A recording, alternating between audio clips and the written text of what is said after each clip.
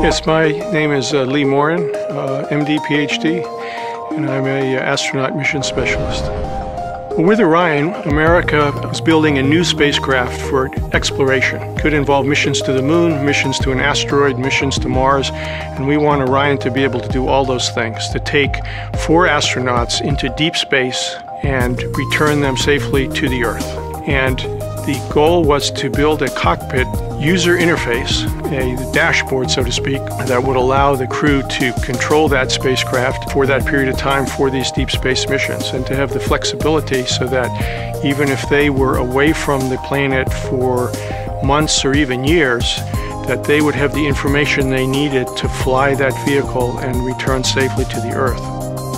And the concept was to go with a glass cockpit, and what that means is that the instruments are all images on a computer screen. They are all on the glass. So rather than flipping a physical switch, the crew brings up a computer screen and flips a virtual switch, a little icon of a switch or icon of a valve.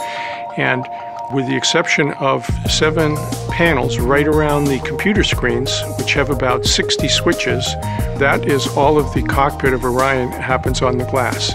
One big benefit is a weight savings, because you don't have to have a physical switch.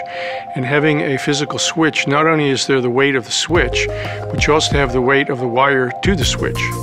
And you have to have the weight of circuitry that takes that wire and feeds it into the vehicle computers. By putting that on the computer screen, you save that weight and you save the complexity of those wires. That gives us a lot of flexibility. And as we work with the cockpit, if we find certain ways that we could do it better, it's perhaps easier to update the software than it is to rewire the vehicle. It's been very exciting to see the Orion and the cockpit come together, and to see the computer software that I've helped write and my colleagues have been writing come together. And I think that these are the screens that the first crew that goes to an asteroid will be looking at to help them control the vehicle. These are the screens that the first humans who go to Mars will be looking at as that mission unfolds in the decades ahead.